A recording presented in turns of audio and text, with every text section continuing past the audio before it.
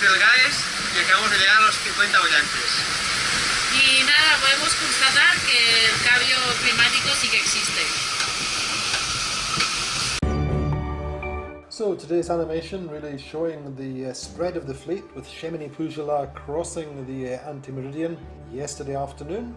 Neutrogena heading up towards Invercargill for their technical stop, repair their engine.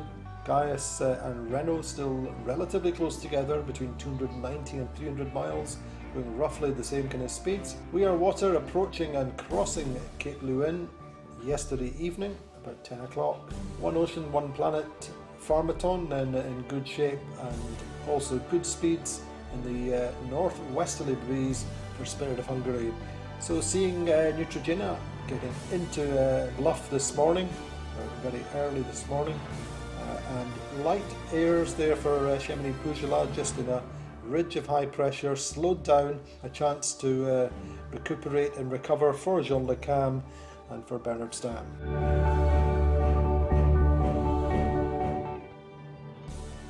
So the rankings this Friday the 13th, 9 o'clock this morning, Shemini Pujala slowed back to 10 knots in lighter breeze, made 346 miles in the last 24 hours. Neutrogena of course stopped into Invercargill, into Bluff this morning. They have a deficit of 763 miles on Shemini Pujala and are actually about the same distance, well 717 miles ahead of Gaius Centros Aditivos. Ana Corbea and Gerard Morin this morning doing about 15 knots, roughly the same speed for Renault Captur. We are Water making 13, One Planet One Ocean making 14.7, and Spirit of Hungary, quickest boat of the day so far, 17.3 knots. Good news for Nandor Fa and for Conrad Coleman. Actually, we are pushing all that we can, so push a little bit harder is not easy. But if we have the opportunity to catch Neutrogena, we will do it. And we are not going to stop the boat to let him pass. At the moment we feel safe. We didn't see any iceberg yet, and I hope it continues like this. I think it's safe. I feel confident with the people working on it. I think the system will work. I hope so. I don't know which system I prefer. I don't know if it's better the exclusion zone or the ice gate. Because for the moment, for us, exclusion zone was not very good. We had some problems in the Indian Ocean because of the exclusion zones. So at the moment, I don't know which I prefer. We are following the meteor, the Marcel meteor, and the ice positioning, and just to say thank you for your job, and we continue reading your emails every day. Inside, now we are warmer than the other time, and the sensation and the feelings are different. Today, for example, we are in the 50 south. The sun was shining all day, and the night is very cold, but during the day today was not cold, was warm. So I don't know exactly if it's colder or warmer. So Ana Corbea then today, we had her this morning and she sounded just a little bit tired and a little bit more frazzled than recently, but of course continues to be very intense. And there's not much chance for a respite for them recently. They're pushing hard and going well. She said that really in terms of any change of strategy, because Neutrogena have stopped, then they have no changes at all. They just keep pushing. They push as hard as possible all the time. If there is any opportunity to catch Neutrogena, then they take it, and they would never let them just pass. She talked a little bit about the ice situation, in particular this exclusion zone and the tracking systems that are in place, and she said she has great confidence in them, and she hopes it will continue. They've never seen any ice or been close to it, and she feels very safe and confident in the people who are working on the ice tracking and the weather. For the moment, though, she did say that the exclusion zone hadn't been good for them in the Indian Ocean. So really she's wondering what she does prefer, whether it's the gates of last time or the exclusion zone of this time. But she does extend her thanks to Marcel Van Trieste and to the team at CLS for all their good work. In terms of the temperature and the how cold it is. They're down at 50 degrees south today. She actually said it's been quite warm and sunny through the days, but very cold at night. During the day it's not been too cold, and still overall just pushing as hard as she can. Ah bah là, l'ambiance, elle a largement changé parce que ça fait une semaine qu'on a du mal à faire des trucs en dessous de 19 nœuds de moyenne. Là, c'est plutôt tranquille, on est sous spi. Bon, il fait pas très beau, mais au moins, le bateau à la place, ça tape pas. On peut boire un café tranquille, se reposer. Nous, de toute façon, on fait avancer le bateau au mieux. Hein. Y a pas, si tu veux, voilà, on est dans un rythme, mais on va pas lâcher. Hein. Je crois que voilà, on est sur les options météo comme avant. Mais bon, voilà. Après, faut rester quand même dessus parce que personne n'est à l'abri d'un problème technique. Donc, si tu veux, voilà, on va profiter du petit temps demain pour faire un check général et puis voilà, parce que bon, c'est sûr que lui, il s'arrête là. Il n'avait pas de moteur, je crois. Et puis, il va pas y avoir que ça en plus. Donc, lui, il va repartir, si tu veux. Voilà, après, comme un galon, on remarque qu'il on aura quand même un petit mois d'avance. Donc, c'est assez confortable, on va dire. Ah non, moi, j'aime bien la solution qui a été prise pour la Barcelone, de mettre une barrière propre et nette. Comme ça, on sait exactement où on en est, on joue avec, et puis voilà. Hein. C'est beaucoup plus concret, je pense, en plus, pour les gens qui suivent la course, c'est beaucoup plus réaliste. C'est pas un truc avec 2 points, une ligne, qu'il faut toucher un point pour aller au nord, si tu veux. C'est une zone, voilà, t'as pas le droit d'aller au point barre.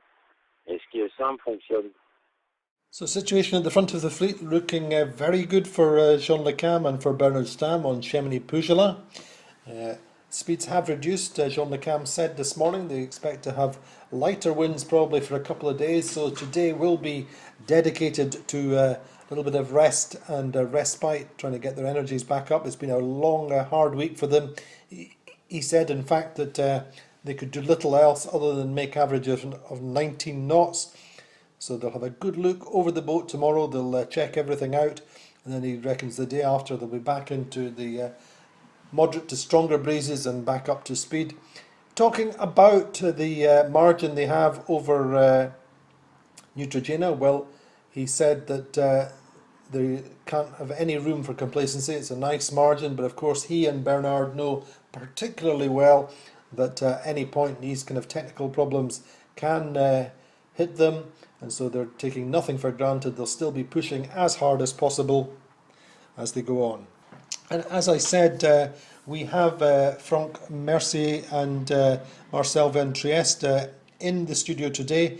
They're going to give us full details about the tracking systems and the various different weather patterns, and a little bit of analysis of the race so far.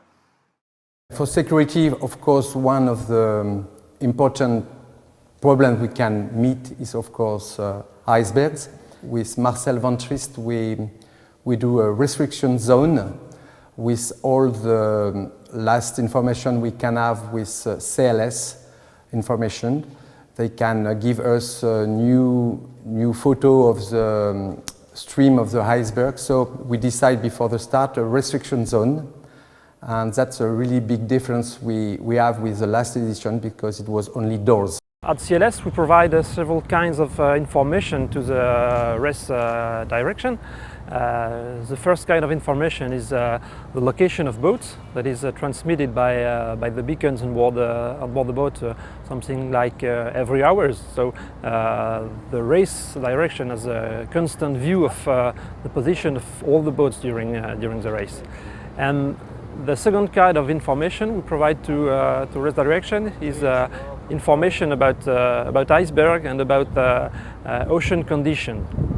And for that point, more specifically, we work with Marcel Van Trieste, and we provide him with the location of iceberg we detected with our technologies. And so we help him to define the exclusion areas all along the course of the Barcelona World Race. We have a meeting regularly with him, and as soon as we have a new iceberg detected, we inform Marcel Van Trieste. But there is a possibility that some isolated iceberg remain in the ocean north of this exclusion area. So in that case, and if we detect the iceberg with our technology, we will alert Marcel Van Trieste and the race direction as soon as possible to so that this information can be sent to the skippers. So this will be a process that can occur every day if necessary. The ICE research project is a big project for any round-the-world race. Barcelona World Race has done it 2 times now, and the 3rd time coming up, and it involves quite a bit of organization. First of all, you have to decide where the boats are going to sail, more or less, and then you have to order custom images for those areas to get data if there's any icebergs there. No one knows if there's any icebergs until you order an image. Treating all those images in itself is a big job. Relating them to weather, where the fleet will be when they get there. Also, don't forget the fleet will be quite separated from the first boat to the last boat. If the last boat had some problems, there can be half an ocean. So you have to make exclusion zones that work for the whole fleet. You can't make it, a little bit further north for one boat, a little bit further south for the next boat. So dealing with that and finding the right compromise between safety and having a good course around the world without going through all the highs in the mid-latitudes there is a discussion between the race organizer, the meteorologist, me, and CLS, which are the experts in providing those images and analyzing those images. But it's a big job and a big responsibility. Good day, everybody. Today, 13th of February.